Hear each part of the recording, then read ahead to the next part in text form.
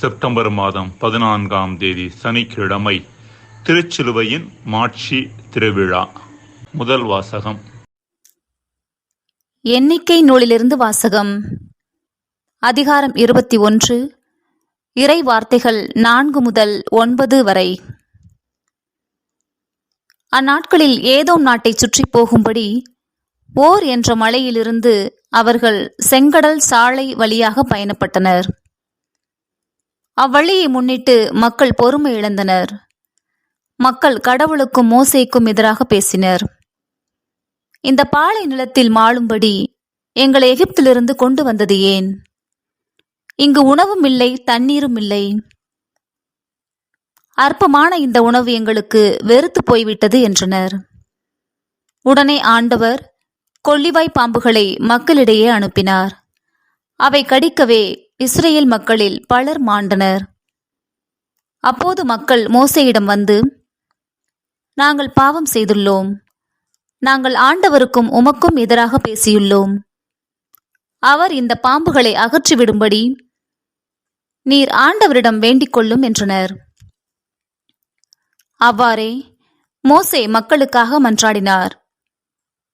அப்போது ஆண்டவர் மோசேயிடம், கொள்ளிவாய் பாம்பொன்றை செய்து அதை ஒரு கம்பத்தில் பொறுத்து, கடிக்கப்பட்டோரில் இதை பார்க்கிற ஒவ்வொருவனும் பிழைப்பான் என்றார். அவ்வாறே மோசே ஒரு வெண்கல பாம்பை செய்து அதை ஒரு கம்பத்தில் பொருத்தினார். பாம்பு கடித்த எந்த ஒரு மனிதனும் இந்த வெண்கல பாம்பை பார்த்து உயிர் பிழைத்தான். இது ஆண்டவர் வழங்கும் அருள்வாக்கு. இறைவா, உமக்கு நன்றி. யோவான் எழுதிய தூய நற்செய்தியிலிருந்து வாசகம். அதிகாரம் 3, இறை வார்த்தைகள் 13 தொடங்கி 17 முடிய. விண்ணகத்திலிருந்து இறங்கி வந்துள்ள மானிட மகனை தவிர வேறு எவரும் விண்ணகத்திற்கு ஏறிச் சென்றதில்லை. பாலை நிலத்தில் மோசேயால் பாம்பு உயர்த்தப்பட்டது போல மானிட மகனும் உயர்த்தப்பட வேண்டும். அப்பொழுது அவரிடம் நம்பிக்கை கொள்ளும் அனைவரும் நிலை வாழ்வு பெறுவர். தம் ஒரே மகன் மீது நம்பிக்கை கொள்ளும் எவரும் அழியாமல் நிலை வாழ்வு பெறும் பொருட்டு அந்த மகனையே அளிக்கும் அளவுக்கு கடவுள் உலகின் மேல் அன்பு கூர்ந்தார். உலகிற்கு தண்டனை தீர்ப்பளிக்க அல்ல, தம் மகன் வழியாக அதை மீட்கவே கடவுள் அவரை உலகிற்கு அனுப்பினார். ஆண்டவரின் அருள் வாக்கு. கிறிஸ்துவே, உமக்கு புகழ். பிரியமானவர்களே, செப்டம்பர் மாதம் 14ஆம் தேதி ஆகிய இன்று திருச்சிலுவை மகிமையின் பெருவிழாவை கொண்டாடுகிறோம். ஜான் சுப்ரினோ என்ற இறையியலாளர் கிறிஸ்துவின் சிலுவை கருத்தியல் அளவிலும் நடைமுறை அளவிலும் புதிய புரட்சிகரமான கடவுளை நமக்கு சுட்டிக்காட்டுகிறது என்று சொல்கின்றார். கடவுள் என்றால் துன்பத்திற்கு அப்பாற்பட்டவர், இன்பமே வடிவமானவர் என்ற கருத்தை மாற்றி தன்னுடைய மக்களோடு ஐக்கியமாகி அவர்களுடைய துன்பத்தில் கடவுள் பங்கெடுக்கின்றார் என்ற செய்தியைத்தான் இன்றைய விழா நமக்கு எடுத்துரைக்கிறது. திருச்சிலுவை மகிமையின் பெருவிழாவை கொண்டாடும் இன்றைய நாளில் சிலுவையை பற்றிய நம்முடைய பார்வை என்ன என்று சிந்திக்க அழைக்கப்படுகின்றோம். 3 விதமான பார்வைகளை பார்க்கலாம். பார்வை 1, ரோமை அரசில் வல்லமை மிக்க பேச்சாளராகவும் மிகச்சிறந்த தத்துவ ஞானியாகவும் விளங்கியவர் சிசரோ.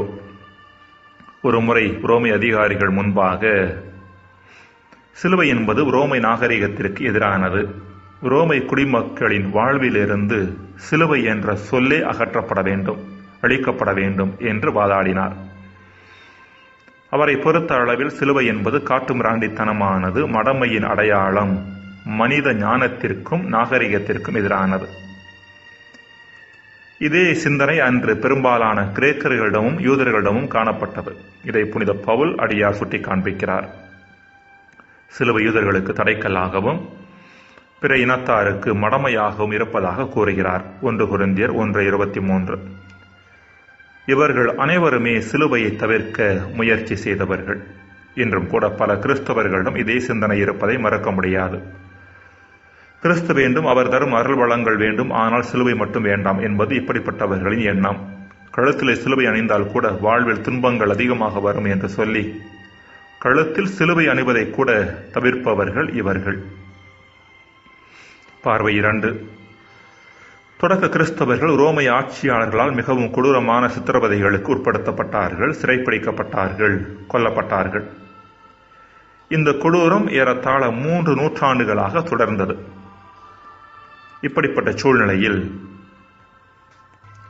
கிறிஸ்தவர்களுக்கு பாதுகாப்பாக இருக்க கான்ஸ்டன்டைன் என்ற அரசர் முன் வந்தார். இவ்வரசர் எதிரிகளுக்கு எதிராக படையெடுத்து செல்ல தன்னையே தயார்படுத்திக் கொண்டிருந்தார்.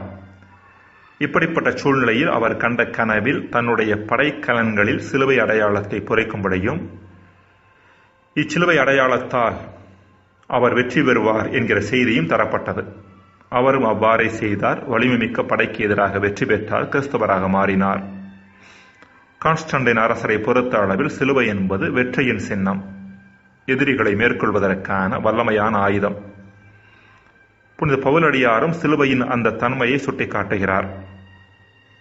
நமக்கு எதிரான ஒப்பந்த விதிகள் பல கொண்ட கடன் பத்திரத்தை அவர் அழித்து விட்டார். அதே சிலுவையில் வைத்து ஆணையடித்து அறவே ஒழித்து விட்டார் என்கிறார் கொலோசையர் 2:14. இன்றைய முதல் வாசகத்தின் மைய செய்தியும் கூட அதுதான். அது மட்டுமல்ல, யூதர்களுக்கு தடைக்கல்லாகவும் பிற இனத்தாருக்கும் மடமையாகவும் இருக்கும் சிலுவை அழைக்கப்பட்டவர்களாகிய நமக்கோ கடவுளின் வல்லமையாகவும் ஞானவுமாக இருப்பது சுட்டிக்காட்டுகிறார். அதாவது சிலுவை என்பது மீட்பின் கருவியாகவும் தீயோனையும் தீயவற்றையும் வெற்றி கொள்ளும் கருவியாகவும் இருக்கிறது என்பதை எடுத்துரைக்கிறார். பார்வை 3. ஒரு சிறுவனுக்கு ஒரு வித்தியாசமான ஆசை. வானமும் பூமியும் சந்திக்கும் இடத்தை பார்க்க வேண்டும் என்பதே அந்த ஆசை. தூரத்தில் வானமும் பூமியும் சந்திப்பது போல தெரிந்தது. அவ்விடத்தை நோக்கி நடக்க ஆரம்பித்தான். தொடர்ந்து நடந்து கொண்டே இருந்தான். ஆனால் வானமும் பூமியும் சந்திக்கும் இடத்தை அவனால் அடையவே முடியவில்லை. மிகவும் களைப்பும் சோர்வும் அடைந்த அச்சிறுவன் அவ்வழியாக வந்த பெரியவர் ஒருவரிடம் தனது நோக்கத்தை எடுத்துச் சொன்னான். அப்பெரியவர் அச்சிறுவனை அருகில் இருந்த ஆலயத்திற்கு கூட்டிச் சென்றார். அங்கிருந்த சிலுவையை சுட்டி காண்பித்து, வானமும் பூமியும் சந்திக்கும் இடத்தை தேடி நீ எங்கும் அலைய தேவையில்லை. இதோ இந்த சிலுவைதான் வானமும் பூமியும் சந்திக்கும் இடம், கடவுளும் மனிதரும் உறவாடும் இடம் என்றாராம். சிலுவை உறவின் அடையாளம். நம் ஆதிப்பெற்றோர் கடவுளின் கட்டளைக்கு எதிராக சென்ற நிகழ்வு இறைவனுக்கும் மனிதருக்கும் இடையேயான உறவு முறையை சுட்டி காண்பிக்கிறது. அடுத்ததாக காயின் ஆபேலை கொன்ற நிகழ்வு மனிதர்களுக்கிடையேயான உறவு முறையை சுட்டி காண்பிக்கிறது. இந்த 2 உறவு முறிவுகளையும் தாம் சிலுவை சாவு வழியாக இயேசு சரிப்படுத்தினார். புனித பவுலடியார் இதை எபேசியர் 2:16 சுட்டி காண்பிக்கிறார். சிலுவையின் வழியாக இரு இனத்தவரையும் ஓருடலாக்கி கடவுளோடு ஒப்புரவாக்கினார் என்று சொல்கிறார். இரு இனத்தவரையும் ஓருடலாக்குவது மனிதர்களுக்கிடையேயான உறவை சரிப்படுத்துவது சுட்டி காண்பிக்கிறது. கடவுளோடு ஒப்புரவாகுவது என்பது கடவுள் மனித உறவை சரிப்படுத்துவதை சுட்டி காண்பிக்கிறது. அன்புக்குரியவர்களே, உறவு சிக்கல்களும் உறவு முறிவுகளும் அதிகரித்துக் கொண்டிருக்கும் காலகட்டத்தில் நாம் வாழ்ந்து கொண்டிருக்கிறோம். அடுத்தவரை அழைத்துவிட்டு தன்னை மட்டும் வாழ வைப்பது எப்படி என்று கற்றுத்தருகிற இன்றைய நுகர்வு கலாச்சாரத்தின் பின்னணியில் சிலுவையின் மீதான நம் நம்பிக்கை நம்மை உறவின் இணைப்பாளர்களாக மாற்றட்டும். ஜெபம். இயேசுவே, உம் சிலுவை எமக்கு கடவுளின் வல்லமையையும் உறவு வாழ்வில் உயர்வையும் பெற்றுத் தருவதாக. ஆமென்.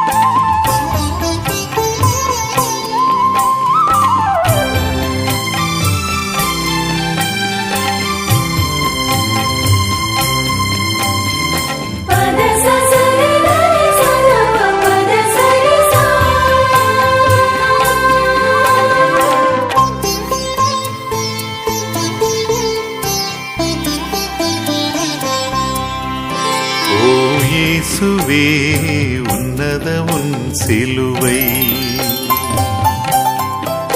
அதை சுமக்கவே உன்னருள் வரம் தாரும். ஓ இயேசுவே உன்னத உன் சிலுவை, அதை சுமக்கவே உன்னருள் வரம் தாரும். பாவங்கள் போக்கும் பயங்கள் நீக்கும் சிந்தனை சீரக்க ஞானத்தை தாரும். சிலுவை சுமக்க எங்களுக்கு பலத்தினை தாரும். ஓ பலத்தினை தாரும். ஓ இயேசுவே உன்னத உன் சிலுவை, அதை சுமக்கவே உன்னருள் வரம் தாரும்.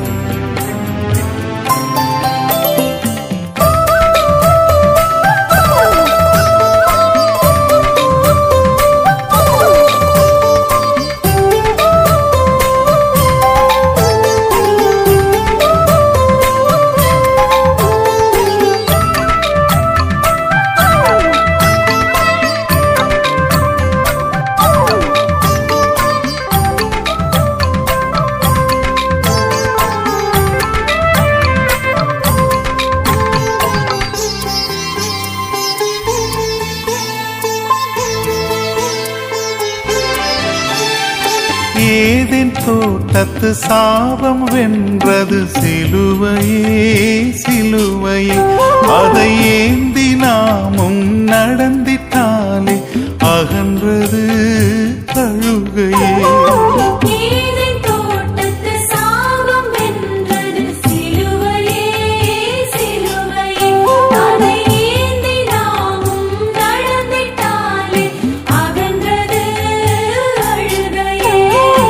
அன்று யூதனின் கொடிய சின்னம், இன்று எங்கள் வெற்றியின் சின்னம். ஏற்றுக்கொண்டு வழி நடந்தால் பெருமையே.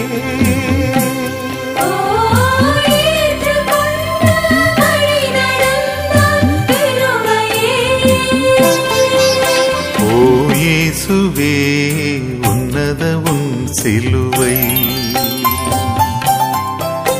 அதை சுமக்கவே உன்னருள் வரம் தாரும்.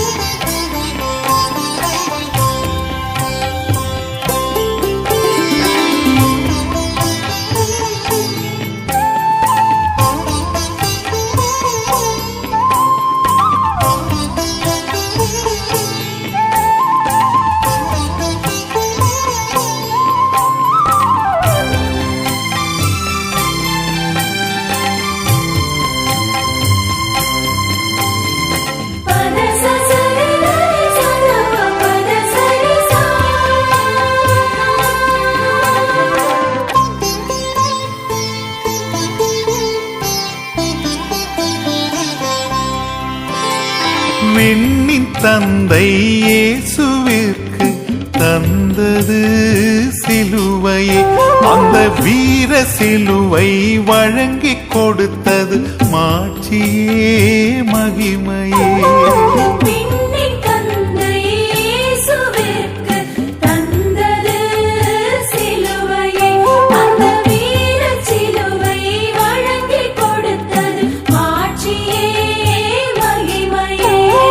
விண்ணகம் சென்றிட சிலுவை பாதை, மண்ணகம் மகிழ்ந்திட ஒளிரும் பாதை. ஏற்றுக்கொண்டு வழி நடந்தால் பெருமையே.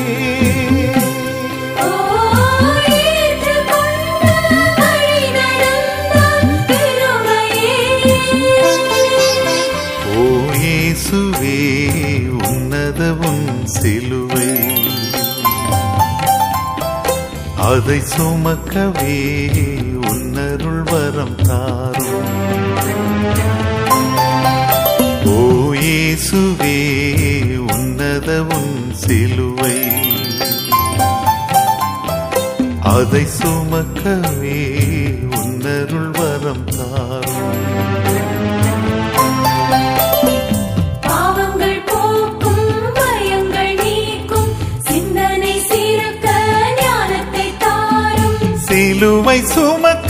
எங்களுக்கு பலத்தினை தாரும், ஓ பலத்தினை தாரும். ஓ இயேசுவே உன்னத உன் சிலுவை,